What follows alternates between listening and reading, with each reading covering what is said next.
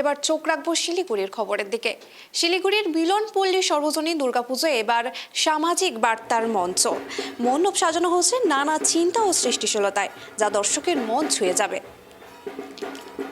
শিলিগুড়ির মিলনপল্লী সার্বজনীন দুর্গাপুজো কমিটি এবার সামাজিক বার্তা নিয়ে হাজির। দর্শকরা উৎসাহ নিয়ে ঘুরে দেখছেন ক্রিয়েটিভ মণ্ডপ। মুখ্য মণ্ডপের প্রতিমার চারপাশে সাজানো হয়েছে দেশের বিভিন্ন মনীষীর ছবি। এটি দর্শকদের শুধু চোখে নয়, মনে প্রভাব ফেলবে। সাধারণ দর্শক থেকে শিশু সবার কাছে মণ্ডপে প্রদর্শিত সামাজিক বার্তা আকর্ষণ তৈরি করেছে। আর এই মণ্ডপ নিয়ে আমরা আরও বিস্তারিত জানবো। আমাদের প্রতিনিধি আছে, অংশুমান আছে আমাদের সঙ্গে। অংশুমান, তুমি মণ্ডপটাকে যদি একটু ঘুরে দেখাও দর্শকদের জন্য। দেখো, আমি এই মুহূর্তে দাঁড়িয়ে রয়েছি শিলিগুড়ি স্টেশন পিটার রোডের অন্যতম পুজো মিলনপল্লী সার্বজনীন দুর্গাপুজো কমিটিতে।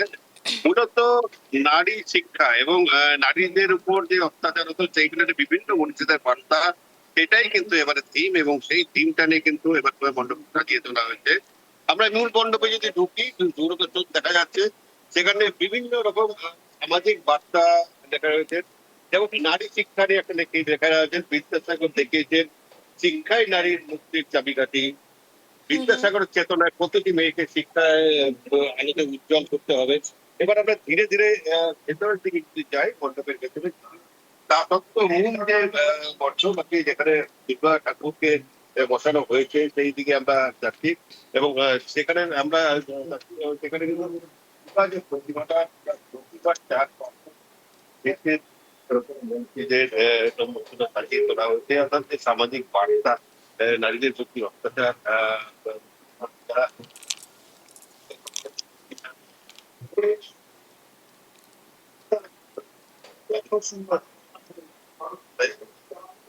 এখানে যেমন স্থান পেয়েছে নিবেদিতা, আশাপূর্ণা দেবী, সবার বিভিন্ন রকম ছবি রয়েছে। অবশ্য এই মণ্ডপে কিন্তু ছবি রেখেছেন রাজ্যের মুখ্যমন্ত্রী মমতা বন্দ্যোপাধ্যায়, সেই ছবিও কিন্তু এখানে দেখা যাচ্ছে। তবে এই যে বার্তাটা কিন্তু সামাজিক বার্তা, যেখানে সমস্তটা যেন দেওয়া হচ্ছে নারী শক্তি, অর্থাৎ বিভিন্ন নারীদের যে ছবি, সেই ছবি দিয়ে কিন্তু মণ্ডপটি সমস্তটা সাজিয়ে তোলা হয়েছে। আমরা একটা পাশে, যেখানে এটা তো মূর্তি, এটা মণ্ডপ সজ্জার জন্য মূর্তি, কিন্তু যেইখানে আজকে সপ্তমীর পূজা শুরু হয়েছে, সেই জায়গাটা আমরা একটু দেখানোর চেষ্টা করছি, যে এখানে দেখতে পাচ্ছি যে অংশুমান, কারোর সঙ্গে ওখানে কথা বলা যেতে পারে যে তাদের এই থিম নিয়ে কি বক্তব্য আছে? এবার এবার দেখো, ওরা যেটা বলছে আর কি, মণ্ডপটা ভালো লেগেছে। স্বাভাবিকভাবেই এই যে যারা এসছেন, যেহেতু সকালবেলা একদিকে যেমন কি সপ্তমীর পুজো শুরু হয়েছে, পুজো কমিটি যেসব লোকজন, বিশেষ করে মহিলারা, তারা কিন্তু পুজোর মধ্যে বসে গিয়েছে। কিন্তু মানুষজন গভীর রাত পর্যন্ত এই মণ্ডপে ভিড় ছিল, সেই কারণেই হয়তো শিলিগুড়ি পুজোতে সকালবেলা এত সাত সকালে সেরকম মানুষজনের আনাগোনা নেই। তা কিন্তু বেলা বাড়ার সঙ্গে সঙ্গে নিশ্চয়ই আসবে। কিন্তু আমরা যে দর্শকদের সঙ্গে কথা বলে যে সবাই যারা আমরা টেলিভিশনের দর্শক যারা দেখছেন, তাদেরকে তুলে ধরবো, সেরকম পরিস্থিতি কিন্তু এই মণ্ডপে এই মুহূর্তে নেই। তবে আমরা নিশ্চয়ই শিলিগুড়ি একের পর এক মণ্ডপে যাবো, যেখানে বিভিন্ন মানুষজনের সঙ্গে কথা বলবো, পুজো তাদের কেমন কাটছে, কেমন লাগছে, সমস্তটাই কিন্তু ধীরে ধীরে ধরা দেখাবো।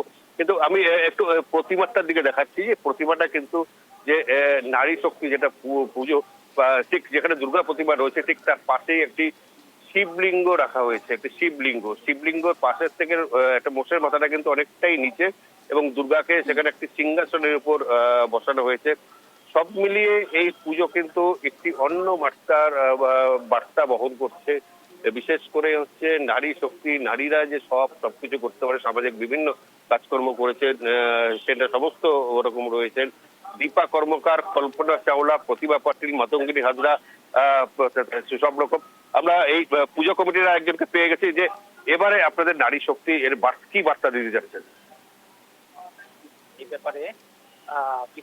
নারী শক্তি মানে কি, যে হারে নারীদের উপর অত্যাচার চলছে, এই পরিপ্রেক্ষিতে এই যে নারী শক্তিকে তুলে ধরা যায়, জনসাধারণ যাতে একটু ভালো থাকে।